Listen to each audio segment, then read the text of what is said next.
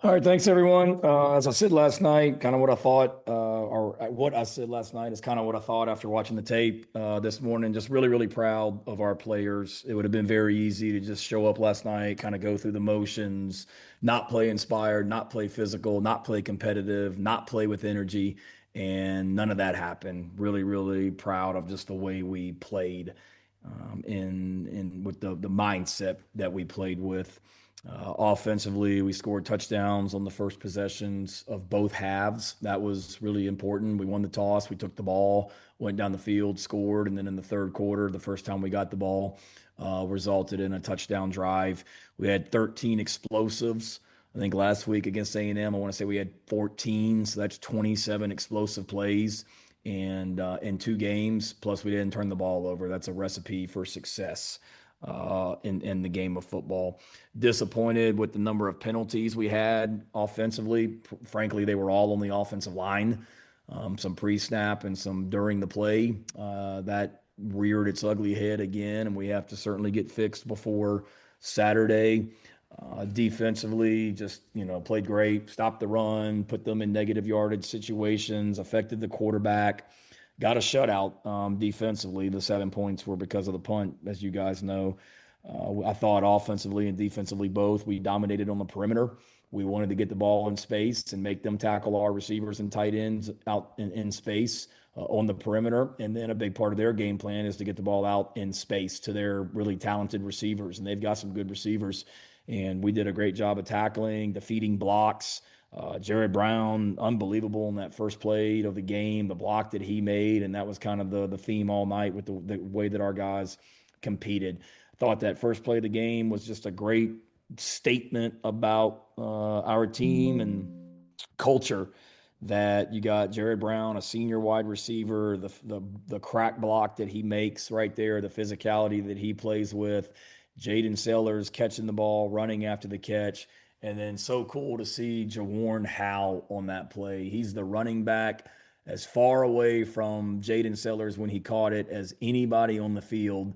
And then he's whatever it was, 75 yards downfield, blocking for him on the 1 yard line, not just blocking, but showing discipline to not hit the DB in the back. I mean, just a really cool play that I will, always remember as long as I'm in coaching, just because it says so much about our team. And then I thought we played complimentary football outside of some of the mishaps we had on special teams. Played well in all three phases in regards to taking care of one another. I thought the end of the half was a great example of that. They're in a 2 minute drive. Their offense is uh, they try a double pass or a reverse pass, whatever you want to call it, jet sweep pass, which they ran twice last week against Georgia Southern. We played with great discipline on it, where there was nowhere for that guy to go with the ball. They were trying to hit an explosive trick play on us. We played with great discipline. We got a sack. We made them, they lost 15 yards. I used a timeout to potentially try and get the ball back. We held them to a field goal, which they missed, got the ball back for our offense. The defense did, and special teams. Then we hit an explosive play down there. We had been able to save our timeout, so we were able to call a timeout right there after the explosive pass to Murph, which was a heck of a throw by Lenoris, and then William Joyce coming out there for a 47-yard field goal. So just a great example of complimentary football and a lot to build on from last week. Our players of the game, special teams, was William Joyce. Our players of the game on defense were Jalen Kilgore, Brian Thomas, and Sean Murphy. Our offensive players of the game were Lenoris Sellers. He did a great job in the run game and the pass game. Jaden Sellers, as you guys saw, and then Donovan Murph. He did a nice job, some critical catches, got his first touchdown catch. But then what he did on the perimeter, he really did a nice job blocking throughout the night on the perimeter. A couple of those longer runs or plays after catches were made, yardage after catches were made, were Donovan Murph out there blocking. And then on scout offense, Jimmy Francis and Ryan Brubaker. Scout defense was Christian Ingram, and scout special teams was My man Reno, who came out here in January. We kept him in the walk-on tryout in January or February. Just a walk-on that has done everything right, that got out there and had a chance to cover a kickoff the other night and does a great job in practice. So really fun night. Our guys earned it, deserved it. Our fans deserved it. Once again, as I said last night, appreciate them and the environment that they created yesterday, from Gamecock walk to throughout the game. It was awesome. And then we need them to do it again this Saturday, one more time in Williams-Brice, before we turn the page to 2026, and be a big challenge. Know the opponent and what they're about. Dabo's continues to do a great job there. They got a great team. They're playing their best football of the season right now, coming in here on a winning streak. And there's, it's a special rivalry that I'm blessed to be a part of, and excited for year 5 of being a part of this thing as a head coach. Questions?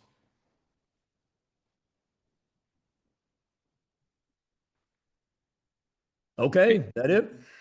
Shane, is Dave. Is there an update on Harbor and I'm blanking on the other player Dylan? that was injured last night? Dylan? Yes, Dylan. Yeah, Sorry. he's a pretty big one to blank on, David. Um, they should be good. We're going out to practice here in about 20 minutes, and both those guys should be not should be, they'll be at practice, and we expect them to be full go on Saturday. It feels like that your season and Clemson season had somewhat mirrored each other this year. Have you at all like talked to Dabo, or during the bye week, or have you guys kind of talked throughout this year? I would agree with you on that one, Jordan. Just kind of keeping up with them. I mean, you can't help it when they're in your state and you hear about them all the time. And then I've got a lot of friends on that staff out, Dabo included. So you keep up with those guys. I yeah, I know we've traded some text messages, throughout the season. We don't call each other on Sundays and wallow in misery when we both had tough losses, but we have, traded some text messages. And I know Kathleen, his awesome wife, and Emily have, I believe they've, I know they've been in contact and have talked throughout the season for sure. And then Dabo and I, we've traded some text messages, but I think the last one was during our bye week. I think it was the day before they played Florida State, maybe. Shane, what are some of the specifics you've seen from Clemson when maybe you've had a chance to watch them on TV, or I can't imagine you've gotten into the tape yet, but what have you seen from them just watching them? Come on, Hale. I was watching tape on Clemson this morning at 10 a.m. I was in the building at 7:30 and watched the Coastal game from yesterday in all 3 phases and made my notes on that, and then immediately turned on the Clemson tape and got to work. So I've been watching them all day. Saw them on crossover tape when we got ready to play LSU. So we obviously watching the LSU Clemson game. So saw them on tape then. Have seen them on television and College Station. I watched that game a couple weeks ago on Friday night from the hotel room when we got done with meetings. Their game against, who was that, Louisville. So seen them on TV a little bit. It's the normal regular Clemson. They've got really good players. They're extremely skilled in the secondary and at receiver. They got receivers that can run. They have size. Offensive linemen. Those guys have been there for forever, it seems. And so there's a veteran offensive line. Cade's done a great job and gotten better as the year has gone on as a quarterback, and athleticism, can make all the throws. And then defensively, they've got an SEC defensive line every year. I mean, they've got freakazoids up front at the defensive line position, and this year is no different. If you guys look at those draft projections, I'm pretty sure you're going to see multiple Clemson D linemen that are picked to go in the top 10 in a lot of these things, and that's not fake news. That's real talk. The two linebackers, really good football players and very productive, and then good on special teams, kickers kicking lights out. So impressed with them. I know they've had some injuries, they've had some tough losses, they've had some heartbreaking things, but they've been in every game. They are a few plays away from where they want to be, and they're a team that's playing with confidence and playing good football here down the stretch. Shane, Dave again. I wanted to ask you about Luke Doty. Had his senior day yesterday, and he's been around forever. It's been kind of a strange season for him because he was playing a lot, but then because he was QB2, he kind of had to take a step back. But just how has he been throughout this year, and just how have you seen him grow throughout his throughout your tenure with him? Yeah, I love Luke Doty. I love all these players, but Luke Doty is extra special to me and always will be. David, guy like I said that was a part of this program when I got hired here as the head coach, has stayed here all 5 seasons with me. His role has changed every year, whether it be starting quarterback my first season to backup quarterback to wide receiver to special teams back to quarterback. He's just high energy guy that has the respect of everyone in this program, extremely unselfish. I think he's done a great job of helping Lenoris throughout this season. He's a great teammate. He's very much a leader on this football team and does everything that we ask. I mean, he's in the team meeting every day, front row, taking notes on everything that I say. When he's in Jody's special teams meetings, he's dialed into the special teams meetings, taking notes on everything that's said. When I go to the quarterback meetings, he's extremely engaged in those quarterback meetings. So he's a special player, special person that will be extremely successful, whatever he does as he leaves Carolina and moves on. Shane, is it a bit of an unusual feeling to prepare to face a starting quarterback for a third time in this day and age in college football? And what's it been like kind of watching Cade Klubnik evolve as you try to evolve sort of the way you try to stop him? Yeah, probably is, Ben, just because of the transfer portal and the way rosters change and things like that. Very rarely do you see a guy that many times. I'm going through my head, I guess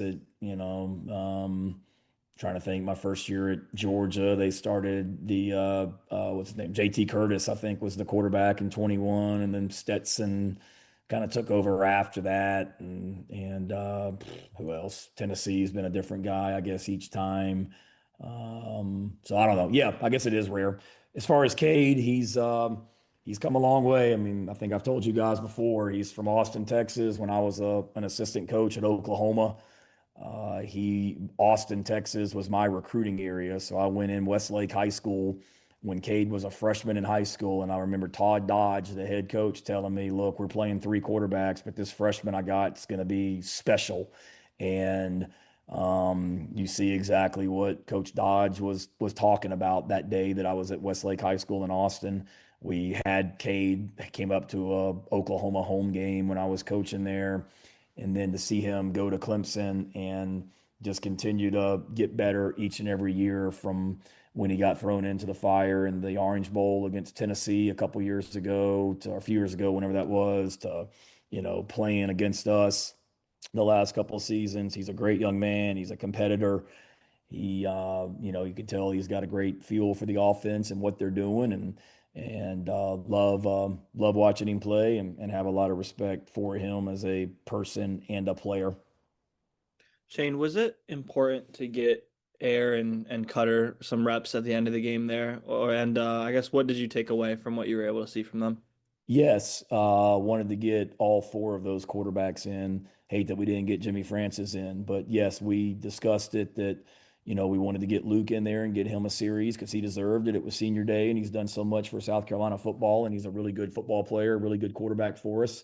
We got Cutter in the game against Oklahoma, so we wanted to get him more work, and then we hadn't been able to get Air in the game this season, so we wanted to get Air in there too. I thought all those guys did some good things and did some not so good things. Cutter did a nice job managing the offense. We had the ball where he got hit and then picked up the fumble. Would have loved for him to have stepped up in the pocket a little bit more, because I think he's getting ready to throw a touchdown pass to Brian Rowe on that play. But really like what Cutter's about, and it was good to see Air get in there. Air and Cutter both are working as like scout team quarterbacks during the week, and they really do a great job of going over there and competing against our defense and taking pride in that. They kind of rotate reps, and I've seen both those guys get better as the season has gone on. and Air did a nice job in there. Caught a lot of, RPOs in there with him, and I was kidding with him today. He won. It was a called RPO, but some of those Air made the decision before the ball was snapped. He wasn't handing it off. He was throwing it, and Bradley Dunn, I think, is mad because Air pulled a couple that we probably could have given to Brad for some explosive runs, but Air did a good job coming in there and distributing the ball.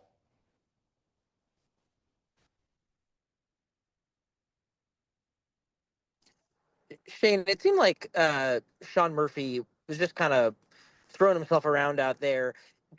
Coming through the week, did you feel like he was maybe primed for a game like that? And how much can a performance like that kind of potentially be a jumping off point for maybe a step forward into this last game and then maybe going to next year? Yeah, I wouldn't say during the week, Ben. I think Hmm. he's been a really good player for us all year. We really like our linebacker group with Fred and Jo and Sean, and then Jaron Willis is the fourth guy in there who got in there last night in a little personnel package we had where Jaron was in the game too, our little 3-down package. So we like all four of those linebackers. They all did a really nice job. Really proud of Sean. I think he's another testament to what happens when guys come into this program. Sean was a 5-star coming out of high school that went to Alabama. It didn't quite work out for him there. He went to Florida State. Didn't quite pan out for him there. When he came here, we had some coaches tell us, he'll be nothing but a backup for you. And he has come here and is playing his best ball, i.e., or very much like a Demetrius Knight or whoever that we've brought into this program and gets in here into our culture and our weight program and develops. And Sean's example 2025 of that, along with some other guys on our team right now that transferred in. He's a high energy guy, extremely smart, extremely unselfish, and played great last night. I mean, what was it? 12 tackles, I think 8 solo, and was flying all over the field. So he continues to gain in confidence, and that's a really good linebacker group that we have right now. And it's exciting that they can all be back in 2026.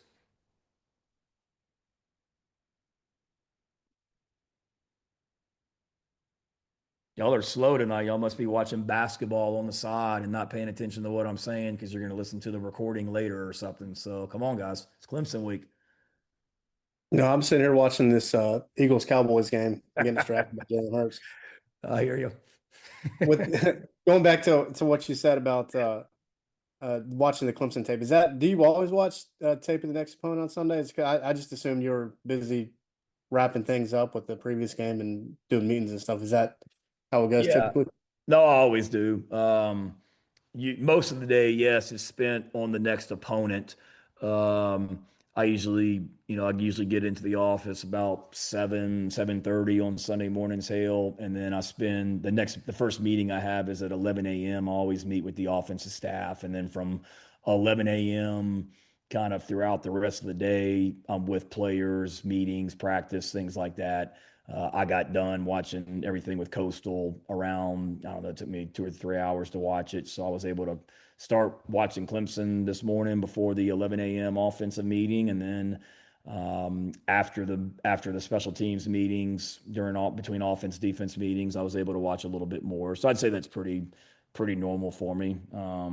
Being able to start work on the next opponent, and then we'll go to practice, like I said, in a few minutes. And when practice is over, we'll finish that. We'll be out on the field for about 45 minutes or an hour, and then it's full speed ahead on Clemson as a staff tonight and all day tomorrow before we see the players again on Tuesday. Hey Shane, it's Alex. So last night y'all got a bunch of freshmen in, but two that got in kind of early were Kendall Daniels and Demarcus Leach. Just what have you seen from those two guys in the secondary as they continue to improve? Yeah, they're going to be two really good players. Demarcus is a guy that we're really high on. He's got length, athleticism. When we recruited him out of high school, we saw the skill set in camp and knew he was very raw as a DB, but had all the tools that we're looking for. And he has shown that during his time. Hey, the Eagles just ran our play, Hale. I got that on television right now, our Brady Hunt play. And and Demarcus has really, worked hard to become a good defensive back. Same thing with Kendall. Kendall's playing safety for us right now. Busey, Kilgore, Peyton, and DQ are really kind of our top four right now. But we've been trying to get Kendall in the game. So I'm sure you guys noticed we've been, we've been, when we play like our dime package with max number of DBs on the field, Kendall's been coming in there and playing in that dime package, starting with, I think the Ole Miss game was when we started that. But he's a good young player and really we've had some really great defensive backs that have come through here. And those two were certainly, primed to be the next two really good ones in our opinion. Shane, this might be about a week or two premature, but it just seems like that we're hearing a lot, especially with these coaching openings and across the country, that there's schools trying to navigate how they can best position themselves to take advantage of the over the cap dollars when it comes to the new revenue sharing stuff. Like, how much behind the scenes have you and Jeremiah kind of worked with that? And have you guys reached out to businesses and stuff to try and get those relationships going? Like, what is the, I guess, how well do you feel like, South Carolina's positioned for those things going forward? Yeah, I think it's one of those that you hear, Jordan, you hear people talk about, okay, there's this rev share cap, and then you see all these headlines about all these coaches that are getting hired and they're going to have X number of dollars available to them to go put together their roster. And you say to yourself, that's interesting because thought there was a cap. So I think those are all questions that we're looking at. Jeremiah and Jeff Crane both have been awesome. We've had awesome discussions, the three of us, the last couple weeks specifically in regards to, not just rev share, but how do we best situate the South Carolina football program uh, to have success in 2026, which we're going to, but we also, we need to make sure we're doing everything in our power to make sure that everybody we're all on a level playing field, which we realize we have to do. Thank you. You're welcome. Shane, you've mentioned Jawan Howell has, you know, fought his way, onto the field, practicing well. Were there certain specific things that he did in practice that finally got him over the hump? And I guess also as a coach, is there a sense of satisfaction with a guy who, hasn't been part of a rotation and sticks with it, doesn't, pout because he's not getting carries or snaps, and ends up, fighting his way into kind of a better position? Yeah, I think one, I wouldn't say there's just one specific thing, Ben. I think it's just consistency. There's so much that goes into the running back position. There's running the ball, there's pass protection, there's route running, there's running after the catch, all that. Special teams is a big aspect of it. Jawarn, I think, has just really matured on and off the field and is being very consistent from a special team standpoint in practice, and also on offensive standpoint. So I think really it's just the consistency and making plays. And it was very evident we needed to continue to find ways to get him in the game. And yes, it's extremely rewarding. I mean, I think it's really cool. Here's a guy that had every reason to sit around and pout and have a bad attitude because he wasn't playing as much as he wanted, but he just continued to work. And then he gets an opportunity, and there he is on the first play of the game last night. Like I said, 75 yards downfield, doing everything in his power to get Jaden in the end zone. So that's what it's all about to me. That's what being a team is about. I showed that play in the team meeting today and to the team about how, that is just a testament to, what these young men in this program are about and what this team's about right now. Thanks, Shane. Thank you.